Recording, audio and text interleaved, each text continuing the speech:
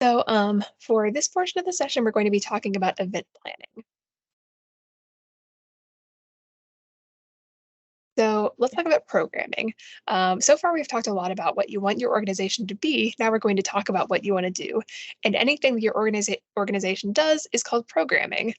This will include any activities or events that you do, including anything from meetings to major conferences with hundreds and hundreds of people that last multiple days. So they're both considered in the same category, and they both have to fill out the exact same event application to happen. So, speaking of event applications, how do you create an event?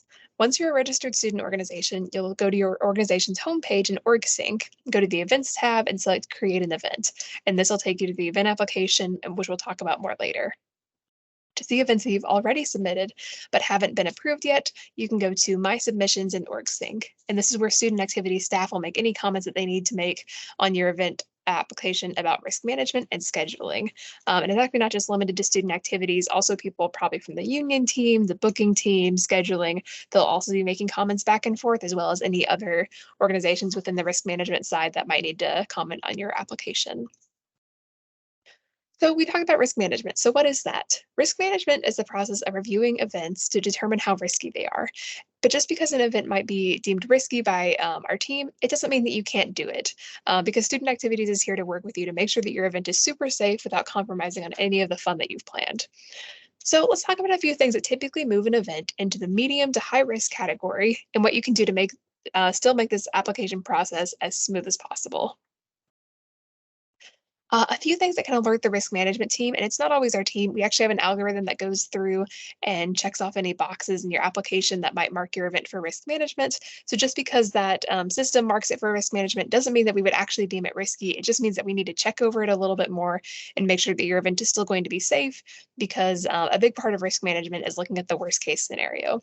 So if the worst thing that could happen at an event is that someone gets hurt or there's activities that aren't necessarily allowed by the university. We need to look into those situations and make sure that we're doing everything we can to make the event as safe as possible. So, some of the things that can alert the risk management team are fundraisers, heavy equipment, food and drinks, physical activity, off campus guest speakers, and large groups of people. These are not all of the situations that would alert risk management, but just a few of them that we see most often. A lot of people ask what fundraisers have to do with risk management. If you think about collecting a lot of money, what's the worst possible thing that could happen with that? Unfortunately, the worst thing that can happen with that is that someone would steal that money or that not all that money would end up where it's supposed to go, whether that be to your organization, to an organization outside of the school, like, for example, like a homeless shelter or an animal shelter or something like that. We want to make sure that all the money you're collecting gets to the right place and that none of it makes it to someone that it's not supposed to go to or gets lost along the way. Heavy equipment refers to not just things like construction trucks and everything. Like that's what a lot of people think of when we say heavy equipment. By that, we mean anything from bouncy houses to dunk tanks to cotton candy machines. Any equipment that you're bringing from off campus, usually renting. And we need to make sure that all those health and safety permits are up to code. Food and drinks, again, much like heavy equipment, you're getting something from off campus. We want to make sure that it's as safe as possible.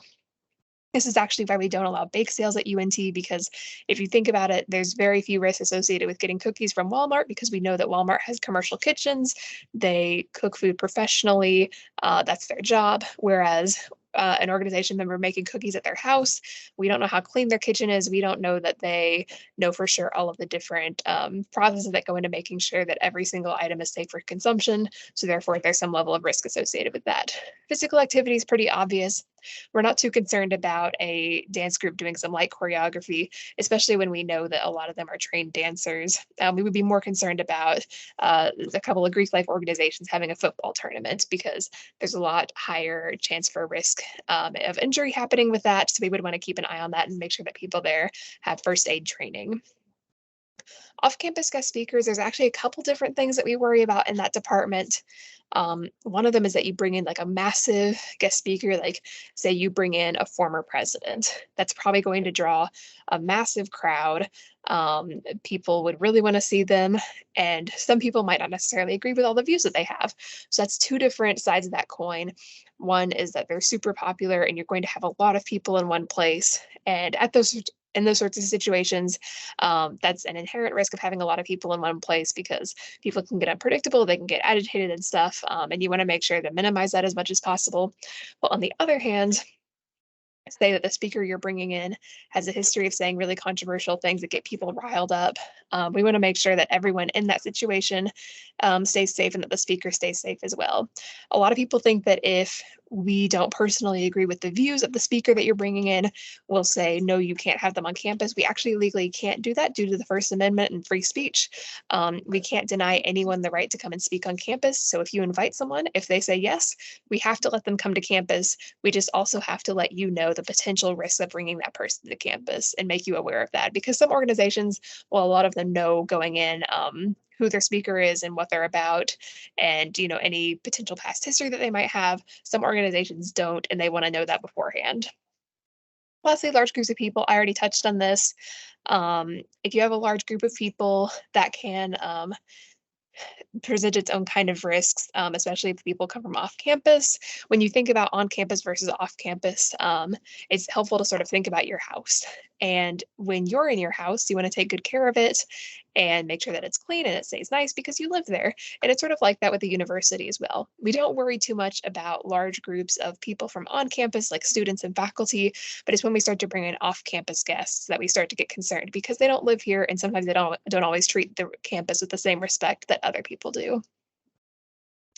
So we've been talking a lot about the event application, so let's fill one out.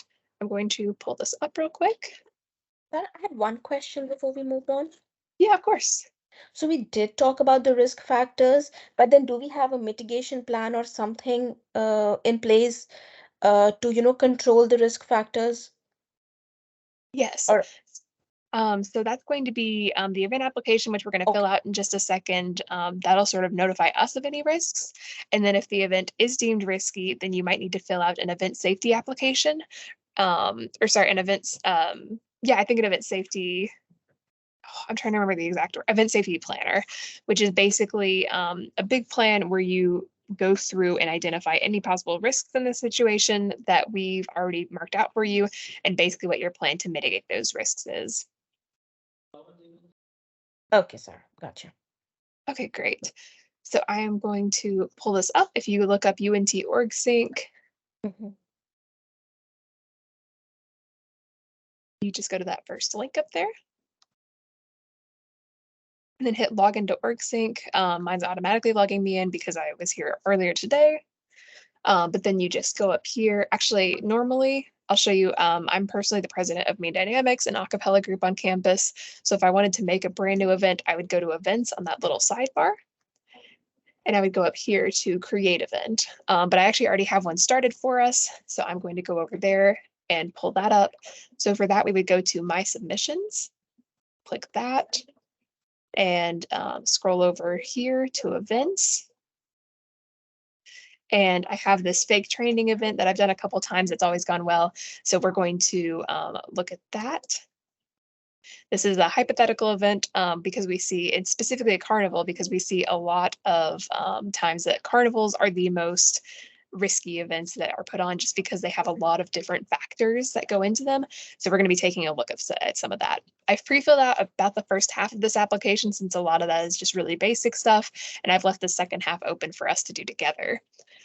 So hypothetically, let's say that my organization, Main Dynamics, is going to be hosting a carnival to fundraise money for the Denton Animal Shelter sometime in March.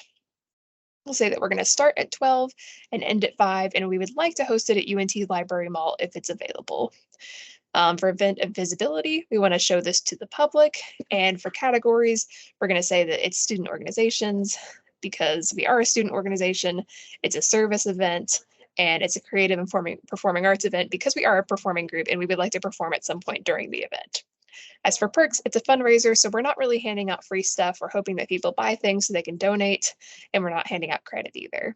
So let's go to the next page. Who can RSVP? This section automatically opens with the Anyone tab, which, as you can see, there's a lot going on here. But a lot of organizations actually don't utilize this page, which is totally fine because there aren't a lot of situations in which you need people to RSVP. So you can always say that you don't need anyone to RSVP. And then that'll basically take that whole section away and you're good. For event ratings and post-event feedback, again, a lot of people don't really use this section because a lot of people find it unnecessary. Personally, I've never used this section either, so we don't plan to use it at this hypothetical event, so I'm going to skip this as well. For the event cover photo, if this event was going to happen, I would definitely choose a cover photo, but for the sake of time, I'm not going to do that at the moment. But if we were having this event, it's a carnival, so I'd probably want to get some like carnival inspired pictures, maybe a picture of my group, maybe some, yeah, like carnival themed things to show because that's going to show up on the university calendar and we want people to know what the event is about and for there not to just be a generic picture there. That brings me to a question, Sarah. Mhm. So, do we get an access to Canva Pro version to create posters and uh, other digital communication for the student org? Do we get something like that? You don't get the premium. We don't pay for anything like that, but I've still used the free version of Canva for my organization, and I've had a lot of luck with just the free stuff that they offer. Okay, So on to the super. next portion of the application. It says, are you requesting to use or reserve space on campus for this event? So we're going to hit yes for that. If we hit no, the application would actually just end right there because we don't need an event application if you're going to host an event off campus. But if it's going to be on campus, you'll hit yes and the application will continue. And then are you hosting this event in a fraternity or sorority house?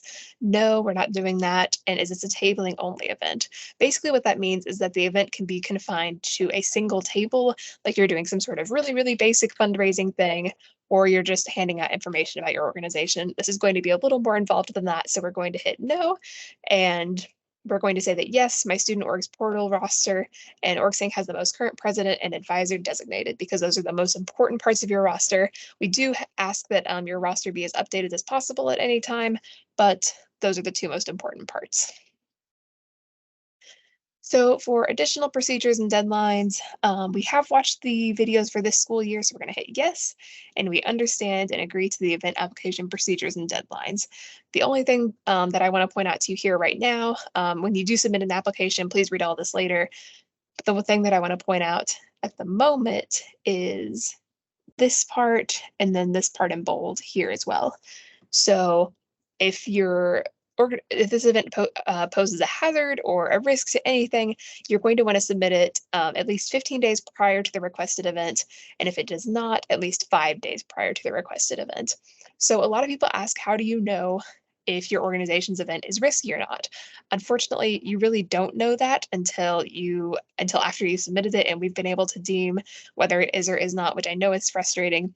But with that in mind, I would say that the best procedure to follow is submit everything as absolutely as early as possible. So that way we have as much time as we can to look over your event and make sure that anything can be hammered out before the event starts. So this is just some additional information about the organization. We're going to say that we are not Greek life and that the event contact information, I'm the event contact because I'm the president. And here's my phone number and my email address. And then again, president information, putting that all in again. And then advisor information. I'm not the advisor, but I didn't want to put my advisor's full name up here and his email and everything. So I just put mine in as well, and that'll work for now. But when you fill this out, please put in your actual advisor's information. So we're starting to get into more of the like specifics of the event. So what kind of event are we hosting? Let's say that we're hosting an event and this event is going to be sort of like a concert and a bit of a cookout. It's also a fundraiser, and we're also just saying that it's a carnival. There is not another student organization co-sponsoring with us, and there's not another on-campus or off-campus department either. This is a fundraiser for the Denton Animal Shelter, but let's just say that they're not really involved with this. We're just planning to give them the sum of money after we're done fundraising, so they're not co-sponsoring with us. That would open up a whole nother can of worms about paperwork with co-sponsoring, and we don't need to get into that at the moment. We are requesting an outdoor space. We would like to have it at Library Mall. And for this event, it's going to be a one-time reservation / event request. There's a way to do a series, a recurring reservation as well. That's very useful. On the first page, when you put in the very, very first page at the beginning of this application, when it asks you to put in the date and times, if you have a recurring request, you don't need to put in all those dates and times individually at the beginning. You just put in the first one, and then later you click this button, and it takes you to another page where it's a lot easier to put all that stuff in. So just something to think about for later. So now we're to the point of the application that I have not filled out because I wanted us to fill it out together. Mm. So for the a space request, what spaces do you guys think would be good to hold a carnival? I already said Library Mall. But does anybody else have any suggestions for another outdoor space on campus or an indoor space that you think would be a good place to hold a carnival with activities and a performance? The rec Emoji field? Stadium? I heard someone say Apogee Stadium. I heard someone say the rec center. The fraternity row? That would be a good place. Any other suggestions? Chumley Clark Park? Park? Mm-hmm. That's a good one. And then I'm going to say South Lawn Yes. and the university event space as well, just so we have a potential rain location. So the preferred space in the rec center can get a little complicated sometimes. I'm not super familiar with exactly which spaces are which, but let's just say we know that room 205 is a pretty big room. Don't take my word for that. I don't know if it is or not, but let's just say that room 205 is a pretty big room, and we think that that's a good potential rain location for us. Number of courts or rooms need, oh, this might be the basketball court area. We'll say that we need 2. So do we have any audio visual needs? Yes, we would like mics and speakers. How many tables will we need? You can see tables and chairs here. We will likely need more than 1 table and 1 chair, but for the sake of time, that's what I'm going to put. Just note that tables are $3 each and chairs are $1.50 each, and that comes with the labor. Well, labor is actually $35 an hour, so 35 plus however many chairs and tables you're getting is the amount that you're going to pay. That's actually a pretty good deal because the tables and chairs are very heavy and definitely a pain to put up on your own. So I would definitely recommend that. Okay, so I'm sorry. If Mhm. you could go back to that I'll go page back to the once. previous page. Mm-hmm. Yes. So the tables are $3 each and chairs, and so this will include all the maneuvering around of table and chairs that we need, or we'll have to pay additional $35 per hour to the stewards to do this task. So the facilities office is on a different part of campus. So the $35 is for them to bring them to you and they'll stack them up and you'll be in charge of putting them out and then restacking them up in a central location so that they can bring them back. The $35 an hour is basically just the delivery time and the pickup time. Okay, all right. Mhm. Thank you. Of course. So for space preferences, let's say that our first space that we want is library mall. You can see I've done this a few times and that it already has pre-filled it in for me. The second building or space preference, let's say that we would like to have it in the rec center room 105. For the third one, let's say South Lawn. And for the fourth space, let's say the Union Lyceum. So as you can see, this first question and the second question are both required. That's because we would like you to have at least one sort of like a backup plan, because a lot of times people will put down a space that has already been booked.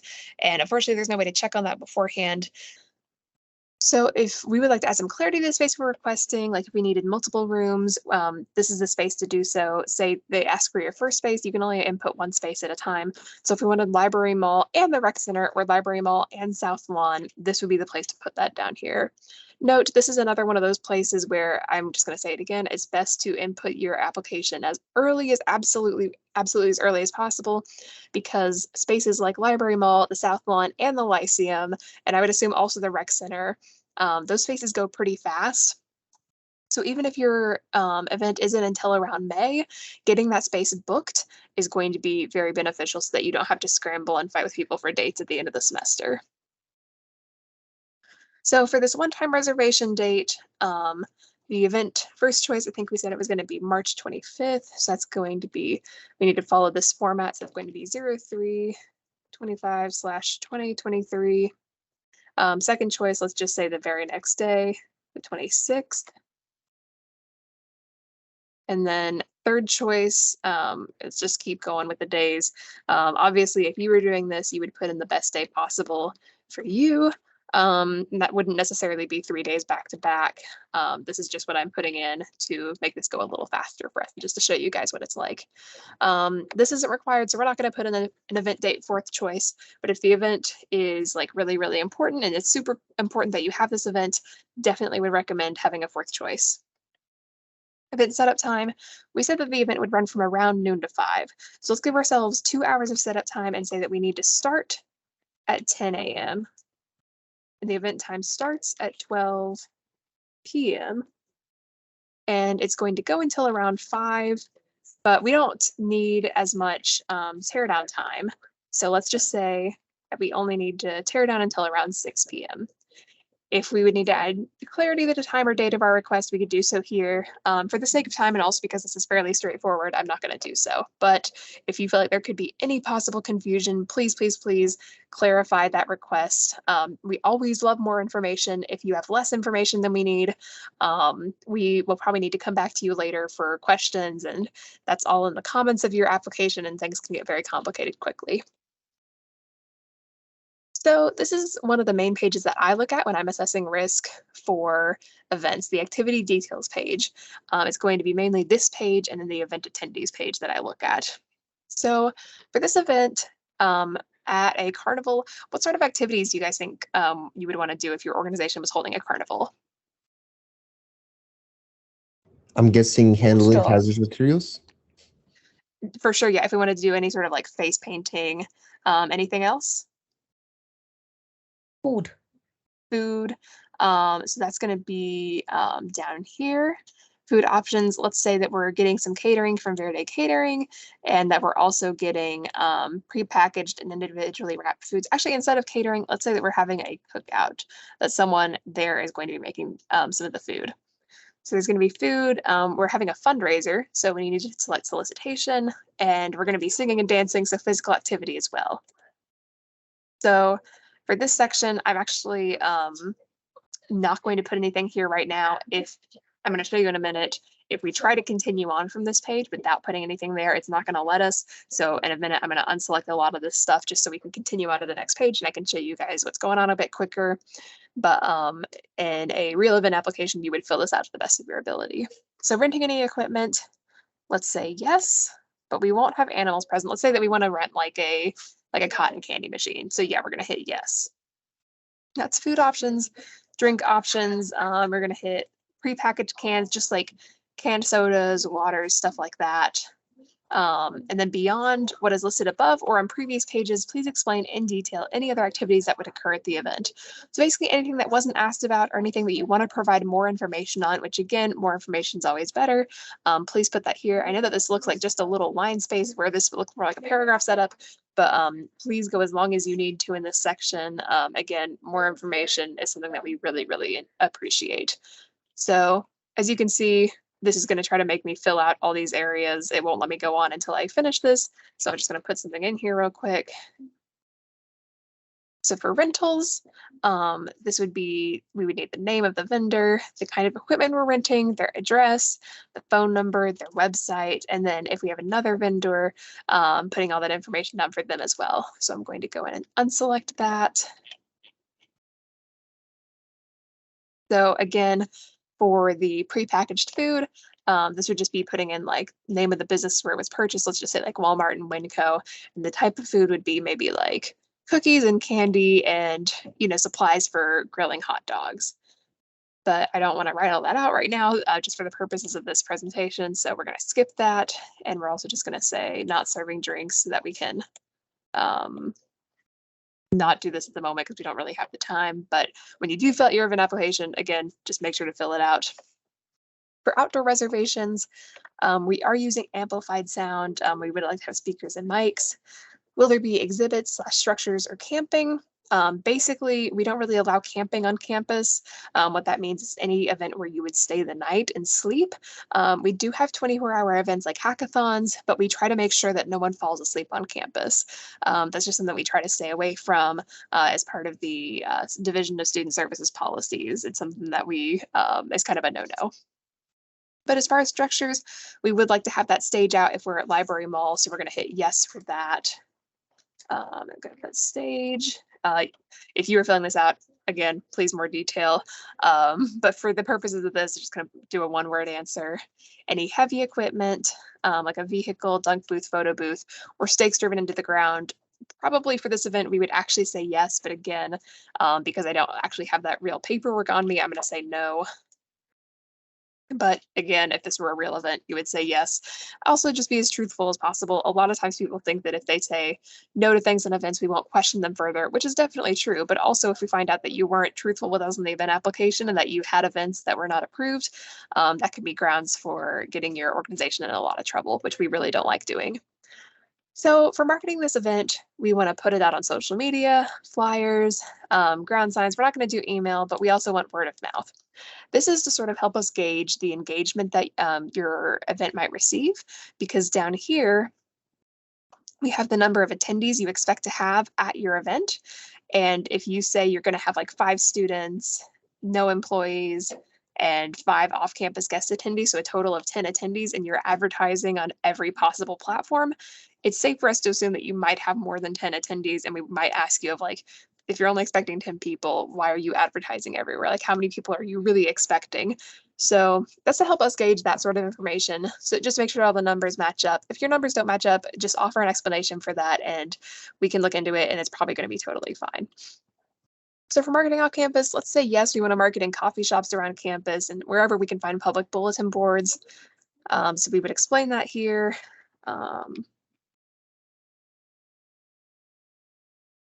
And then we're charging admission, let's say no. The fundraising will happen when people are in the event. So are we inviting more than our student organization members? Yes, we're inviting all students and people from off campus. So for student attendees, let's say that we're expecting over the course of 5 hours, this is not the amount of people we think are going to be there all at once, but let's say around 250 people from on campus for UNT employee attendees, let's say around 20. And for off-campus guest attendees, let's say around 100 total people. So in this last section, we add up these 3 attendance numbers. That's going to be 250 plus 100 is 350, so that's going to be 370 total people. Please, please, please make sure that these 3 numbers add up correctly to this number. If it's just some like basic addition mistakes, we totally get it. It happens to me all the time. But sometimes we get applications where these numbers absolutely do not match up at all, where they say like these 3 numbers add up to like 370, but they say that like they're only expecting 100 people. And that doesn't make any sense. And what people typically mean by that is that they don't think 370 people are going to be there at once, but that's not what the question's asking. There's actually a space down here at the very bottom where you can say that like, yes, we're expecting 370 people, but we don't anticipate more than 100 people being there at one time, which really helps us in the event process, both in the sense of getting the correct numbers on the front end about the total number of people and also the number of people that you anticipate being there at once. So looking at this, we do expect more than 100 people, and we do expect more than 10 off-campus guests. So we're going to hit yes. We are expecting minors 17 and under, but we'll say that they will be with their parents the whole time.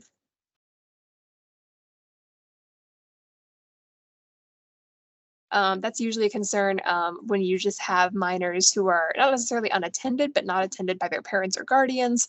That's when we start to ask questions and making sure that there are people who are certified to work with minors and that everything is above board there, since we do want to protect minors as much as possible in these situations. But if it's expected that they'll be with their parents or guardians the whole time, then we're not super concerned.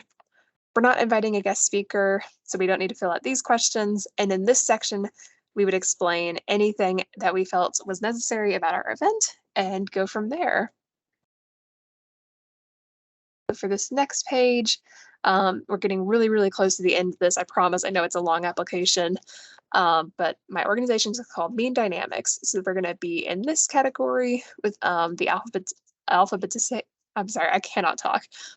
With the whole thing being alphabetized, we would be in this section. So for this page, this is a lot of check marks. You do have to check all these and go down. So basically, you're saying that yes, the details provided here are accurate as best as you know. So check that. If you make a change, you need to either make a comment in the comment section of this event application when it's pending, or if it's been fully approved, you may need to get it unapproved so you can go back and edit things and get it reapproved. In this section, you have to report any change in activity details, so sort of the same thing as the last section. And here, basically just abiding by guidelines for student orgs and university policy. Here is something to make sure that you kind of just a reminder section, an event is not considered submitted until both the student org president and the advisor approve it by clicking the thumbs up button. So if you look at the event application and you're wondering why we haven't done anything with it, make sure that you've approved it and that your advisor has also approved it. And if your advisor has not approved it, make sure to email them, get in contact with them and ask them sort of like, what's the holdup? Don't say those exact words, but in a nicer way, ask them like where they are with that process. It's really easy from there, and it's just a button click, and it shouldn't be too hard. Basically, this is to make sure that we don't get a bunch of calls into our office about angry people asking why their event got denied. If you try to reserve the Lyceum 2 days before your event, unfortunately, you will probably not have much luck because that is one of the highest demand spaces at the university, and it's almost always booked months in advance. So submitting this form does not constitute confirmation of your request for the space or the time you're requesting. You may not get either of those things, and just because you submitted this application doesn't mean that you're entitled to those spaces. This is to understand that you're the event contact, and basically understanding that if the event safety committee meeting is required, it sounds scary. It's really not. It's a short meeting where we all just make sure we're on the same page. It's going to be with me, my boss, and a few other people from around the university, making sure that we all know what's going on and how to make your event as safe as possible. Also understanding that even after the space is reserved, it may need to be relocated. This is honestly pretty rare, and I wouldn't really anticipate this happening, but this is just to make sure that we're all in understanding. And then lastly, you need to, your student org is responsible for following and enforcing the rules of the facility. And if event safety committee applies any rules to you, then you need to follow those as well. So this is a really great page. This is the very last page of the event application. On all the other pages before you get here, you need to click the sort of like forward and back buttons back and forth to get to any page you need. Here, any of these pages will take you to any page you want to go. So say you forgot what you put on the event basics page and you want to go check that out. You can see what you put, and you don't have to use these previous and next buttons to get there, since that can take quite a while, as you guys saw when my computer broke down. So this is a lot easier to use and navigate. And if this was a real event, we would hit submit. But since it's not, this is just going to live in my drafts for forever. But yeah, do you guys have any other questions? Well, I'm good for now, Sarah, but I'm sure because, the org I'm part of is fairly new, and we will have initial roadblocks and we will stumble over things. So is it all right if I reach out to either Eric or you Oh, for for sure. Yeah, I know that this is also just like a lot of information. And also, like, sometimes these things, it's not apparent that you have questions until you're doing it yourself, which I actually happened to me as well. So I completely understand. If you have any questions when you're filling this out for the first time, don't hesitate to reach out. Thank you so much. And are we going to Oops. get a copy of the presentation? Yeah, I believe that this is going to be posted on YouTube in the next couple of days, hopefully. When that is released, I can definitely email that out to everybody, as well as a few other people from a different presentation that I did a few weeks back. Yeah, as soon as it goes up, I'll let you guys know. Sure. But meanwhile, can we get the PPT slides? Yes, I can see what I can do about emailing those out as soon as my computer's back online. If not, I can ask Eric and see if he can send them to you. Sure. Thank you. Of course. Any other questions?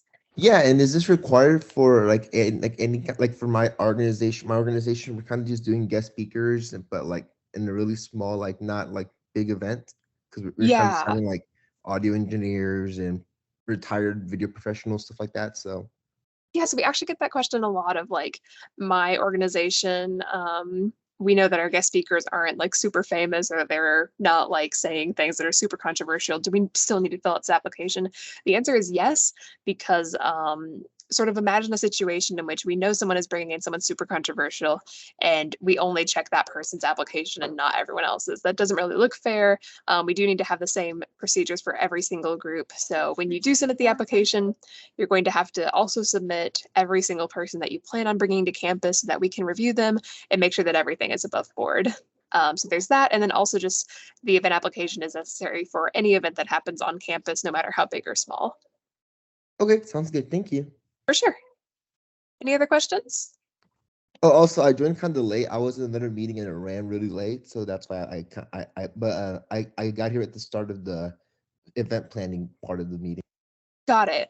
In that case, I can send you the slides from Eric's part of the presentation and you can just review those. I can talk with Lisa. I think that I think you should be good. Yeah, especially if you were in another meeting and it ran late. I'll talk to her about that and make sure that we can get that settled. But yeah, I can send you the slides from Eric's presentation. Okay, thank you. Yeah, and I've used OrgSync for another organization I was an officer for, so I'm really familiar with the layout and how to use it and everything. Right, that's awesome. Yeah, because a lot of people do have a lot of trouble using OrgSync, so that's great to hear. All right, well, if there's no other questions, I believe that we're all good to go. Okay, have Thank a you, great, Eric. Thank you, Sarah. of course, have a great day. Thank you. Bye.